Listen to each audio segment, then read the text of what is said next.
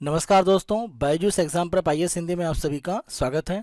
आज हम आपके सामने 21 मार्च 2023 के दैनिक क्विज प्रस्तुत कर रहे हैं, जिसमें द हिंदू, पीआईबी तथा इंडियन एक्सप्रेस से संबंधित प्रमुख समाचारों को आधार बनाकर प्रारंभिक परीक्षा के प्रश्न आपको अभ्यास के लिए दिए जाएंगे।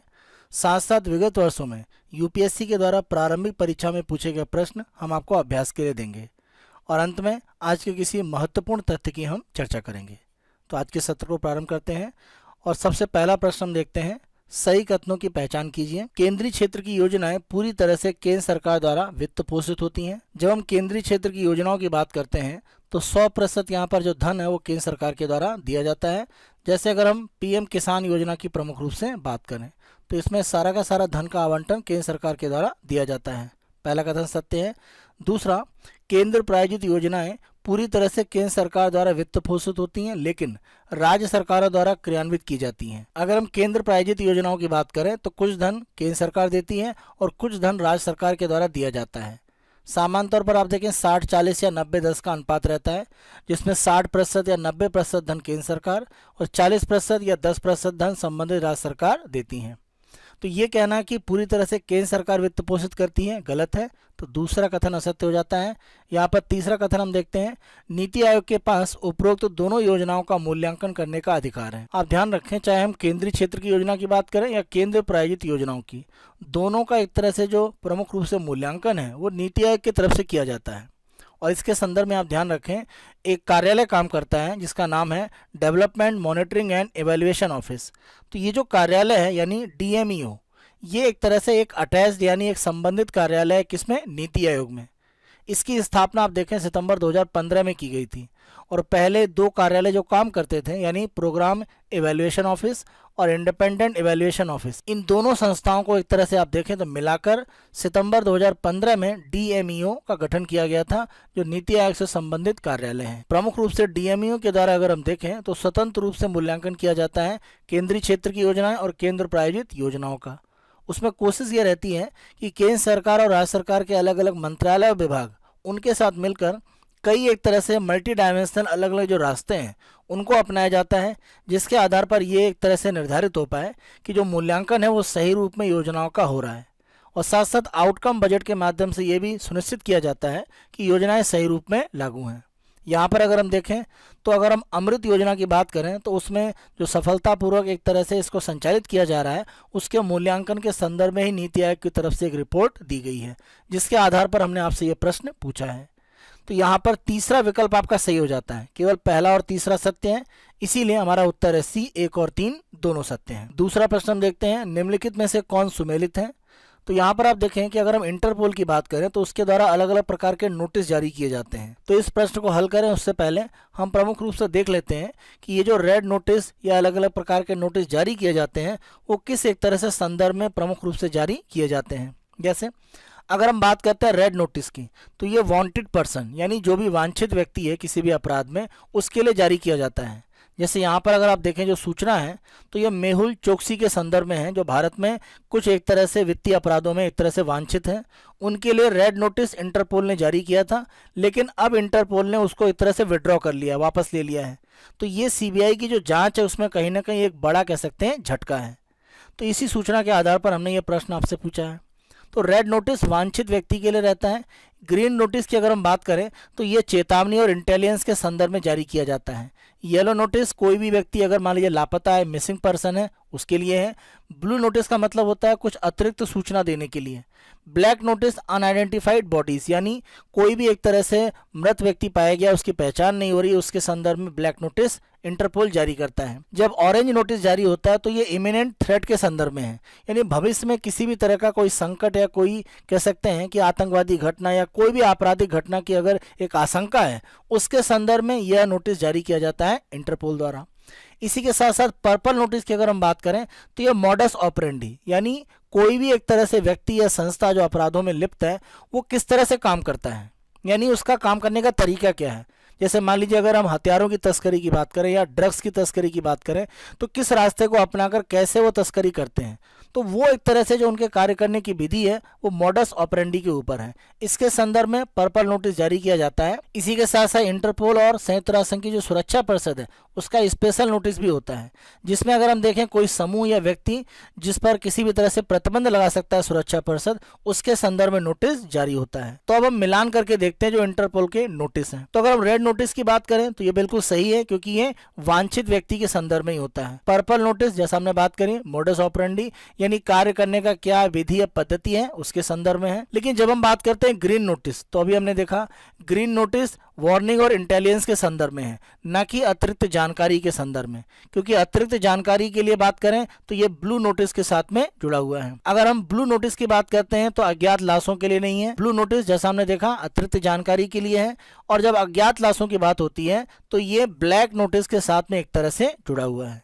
तो इस रूप में आप देखें तो तीसरा और चौथा ये दोनों विकल्प एक तरह से सही मिलान नहीं किए गए हैं, केवल पहला दूसरा सही है, इसीलिए हमारा उत्तर हो जाता है ए, केवल 1 और 2 सत्य हैं। तीसरा प्रश्न हम देखते हैं, हाल ही में चर्चा में रहे LMB-3 यानी लॉन्च व्हीकल मार्क 3। आप ध्यान रखें इसको प्रमुख रूप से पहले GSLV MK3 के नाम से भी प्रमुख रूप से जाना जाता था। LMB-3 की बात करें तो एक तरह का प्रक्षेपण यान है जिसके माध्यम से अलग अलग तरह के जो उपग्रह हैं वो प्रक्षेपित किए जाते हैं।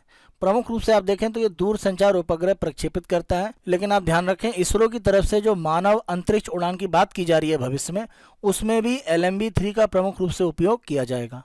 तो इस आधार पर अगर हम देखें तो हमारा यहाँ पर सी विकल्प सही हो जाता है। यह देश का एक भूतुल्यकालिक प्रक्षेपण यान है यानी जियो स्टेशनरी लॉन्च व्हीकल। तो विकल्प हमारा सत्य है सी। आप ध्यान रखें LMB-3 का प्रक्षेपण यान के रूप में उपयोग करके आने वाले रविवार को 36 जो उपग्रह हैं उनको एक तरह से इसरो के द्वारा अंतरिक्ष में स्थापित किया जाएगा। आप LMB-3 के संदर्भ में ध्यान रखें, जैसा हमने बात किया कि ये प्रमुख रूप से पहले GSLV MAC-3 के नाम से भी जाना जाता था। इसके माध्यम से इसरो का प्रयास ये है कि लगभग 4000 किलो भार के जो स्पेसक्राफ्ट हैं उनको एक तरह से भूतुल्यकालिक जो कक्षा है अंतरिक्ष की उसमें स्थापित किया जाए। इसे एक तरह से काफ़ी सस्ता भी माना जा रहा है अन्य जो विकल्प है हमारे पास उसकी तुलना में। तो आप ध्यान रखें यहाँ पर LMB-3 की अगर आप इमेज देखें तो ये 3 स्टेज का एक तरह से अंतरिक्ष यान है। इसमें 2 अगर हम देखें तो सॉलिड एक तरह से आपके बूस्टर लगे होते हैं यानी सॉलिड स्टेज है, जिसको हम S-200 कहते हैं। तो ये जो 2 सॉलिड आपके प्रोपेलेंट है S-200 ये आपके एक तरह से लगे हुए हैं दोनों तरफ में। तीसरा अगर हम यहाँ पर देखें तो ये एक तरह से आपका लिक्विड यानी एक तरह से तरल है L-110 स्टेज, तो ये तरल है। उसके बाद अगर हम देखें यहाँ पर तो ये हमारी जो C-25 है ये एक तरह की क्रायोजेनिक स्टेज है। और ऊपर के भाग में अगर हम देखें तो यहाँ पर एनकैप्सुलेटेड असेंबली ये एक तरह से उपस्थित है ऊपरी भाग में। चौथा प्रश्न हम देखते हैं, निम्नलिखित कथनों में से कौन सा या कौन से गलत हैं या हैं। तो प्रमुख रूप से अगर हम इस प्रश्न की बात करें तो यह टॉप्स एक तरह से योजना है जो सरकार की उससे संबंधित है। तो इस योजना को हम प्रमुख रूप से देख लेते हैं, फिर दोनों विकल्पों पर विचार करेंगे। तो अगर हम टॉप्स योजना की बात करें तो टारगेट ओलंपिक पोडियम स्कीम, तो यहाँ पर सरकार का प्रमुख रूप से प्रयास ये है इस टॉप्स योजना के माध्यम से कि जो भी एक तरह से भारत में एथलीट हैं जो ओलंपिक में किसी भी तरह से पदक प्राप्त कर सकते हैं उनको एक तरह से आगे बढ़ाया जाए। और इसीलिए अगर हम देखें तो युवा और खेल मंत्रालय की तरफ से सितंबर 2014 में टॉप्स योजना को शुरू किया गया। और इसमें आप देखें ओलंपिक और पैरा ओलंपिक दोनों में भाग लेने वाले जो एथलीट हैं उनको प्रमुख रूप से प्रायोजित किया जाता है। इसे अप्रैल 2018 में एक तरह से कह सकते हैं कुछ उसमें परिवर्तन किया गया और तकनीकी रूप में सहायता या अन्य प्रकार की जो पूर्ण सहायता है वो एथलीट को देने के लिए सरकार ने इस योजना में प्रावधान किए। यहाँ पर हम देखें तो सरकार की तरफ से प्रमुख रूप से जो भी एक तरह से ट्रेनिंग यानी विदेशों में ट्रेनिंग की बात करें या अंतर्राष्ट्रीय अलग अलग प्रतिस्पर्धाओं में भाग लेना, इक्विपमेंट की बात करें या कोचिंग कैंप की बात करें, वो प्रमुख रूप से सारी सुविधाएं दी जाती हैं। इसी के साथ साथ ध्यान रखें कि जो भी इसमें एथलीट शामिल किए जाते हैं योजना में उनको महीने का 50,000 रुपये का सरकार एक तरह से आर्थिक भुगतान भी देती है। यहाँ पर सरकार की तरफ से सूचना है कि पिछले अगर हम ओलंपिक की बात करें तो भाला फेंक में जो गोल्ड मेडलिस्ट है हमारे नीरज चोपड़ा उनको एक तरह से यहाँ पर इसमें शामिल किया जा रहा है। साथ साथ अगर हम बात करें बैडमिंटन खिलाड़ी प्रियांशु रजावत, शंकर मुथुस्वामी और दीक्षा डागर उनको भी टॉप्स योजना में शामिल किया गया है। यहाँ पर सरकार की तरफ से ये भी सूचना दी गई है कि जो भी एक तरह से प्रशिक्षण है उसमें कुछ परिवर्तन किया जाएगा जिससे कि भविष्य में मेडल की जो संभावना है वो ओलंपिक और एशियाई खेलों में एक तरह से बढ़ाई जा सके जो भी एथलीट टॉप्स योजना में शामिल हैं। तो आप देखें प्रारंभिक स्तर पर ओलंपिक और पैरा ओलंपिक की बात हो रही है लेकिन अब एशियाई खेलों के लिए भी इसको शामिल किया गया है। अब हम विकल्पों पर विचार करते हैं। पहला विकल्प हम देखते हैं, खिलाड़ियों को टॉप्स द्वारा वित्त पोषण केवल ओलंपिक खेलों में पदक जीतने के उद्देश्य से की जाती है। तो केवल ओलंपिक नहीं है, और मैंने कई बार आपको बताया है कि जब भी किसी विकल्प में आपको केवल मिल जाता है, इसके गलत होने की बहुत संभावना रहती है। तो ऐसे विकल्प को बहुत आप सावधानी से ध्यान रखें, ये ज़्यादातर गलत होने की संभावनाएं रखता है। तो गलत हो जाता है क्योंकि ओलंपिक नहीं, पैरा ओलंपिक भी है पहले, और बाद में आप देखें तो एशियाई खेल भी इसमें शामिल है। तो इस आधार पर पहला कथन गलत है। दूसरा, यह उन नए खिलाड़ियों को दिया जाता है जिन्होंने अभी तक ओलंपिक में भारत का प्रतिनिधित्व नहीं किया है। अभी हमने देखिए चर्चा किया था कि जो नीरज चोपड़ा है उनको जेवलिन थ्रो के लिए एक तरह से टॉप्स में शामिल किया जा रहा है, जबकि वो पहले ही ओलंपिक में गोल्ड जीत चुके हैं। यानी जो पहले ही ओलंपिक में भाग ले चुके हैं उनको भी इसमें शामिल किया जाएगा। ऐसा नहीं केवल उभरते हुए नए खिलाड़ी ही इसमें शामिल होंगे। तो दूसरा कथन भी असत्य है, दोनों असत्य हैं। तो आपसे पूछा गया कि कौन से कथन गलत हैं, तो दोनों यहाँ पर गलत हैं, इसीलिए आपका उत्तर है सी, 1 और 2 दोनों असत्य हैं। दैनिक क्विज के दूसरे भाग में यूपीएससी के द्वारा विगत वर्षों में पूछे गए जो प्रारंभिक परीक्षा के प्रश्न हैं वो हम आपको अभ्यास के लिए देते हैं। आज 2020 की प्रारंभिक परीक्षा का प्रश्न हमने यहाँ पर चुना है। प्रश्न को देखते हैं।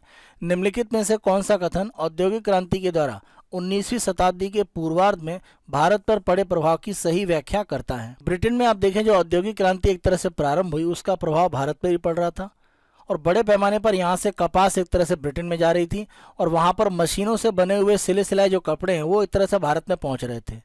तो इस आधार पर भारत में जो हैंडीक्राफ्ट का उद्योग है यानी दस्तकारी उद्योग है वो लगभग समाप्त हो गया।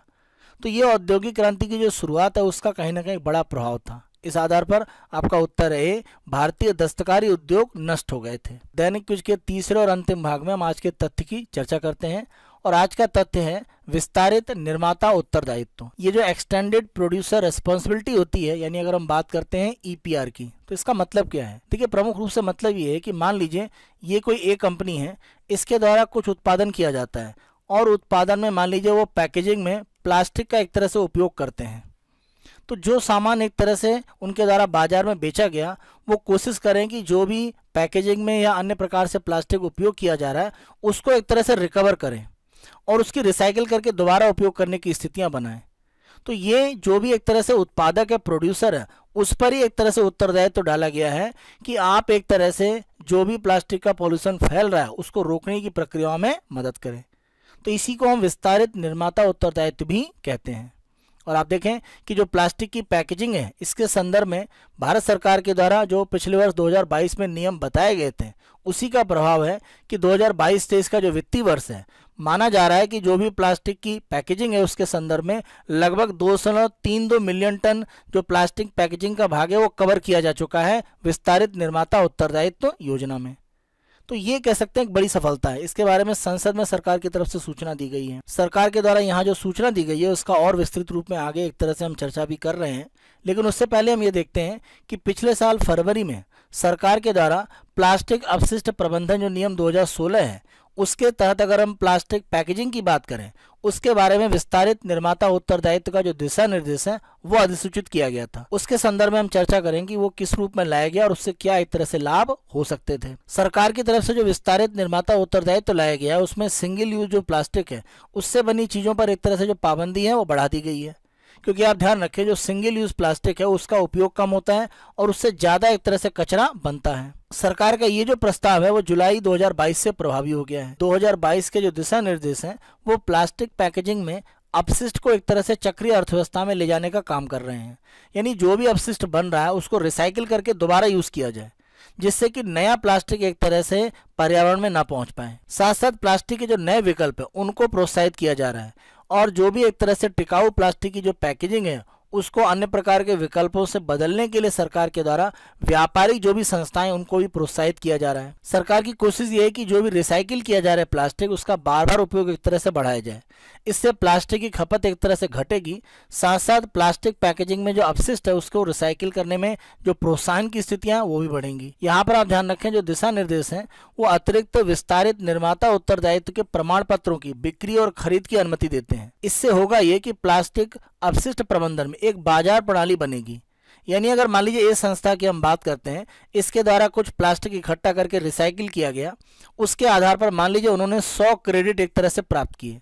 अब दूसरी एक कंपनी बी है, उसको भी मान लीजिए 100 क्रेडिट बनाने हैं लेकिन वो केवल 50 बना पा रहे हैं, और मान लीजिए जिनको 100 बनाना है उन्होंने 150 बनाया हुआ है, तो ये अपने जो 50 क्रेडिट है वो बी को बेच सकते हैं। मतलब इन्होंने ज़्यादा अगर प्लास्टिक का रिसाइकिल किया है, जितना इनको करना है उससे अगर ज़्यादा किया है, तो अतिरिक्त को बेच सकते हैं।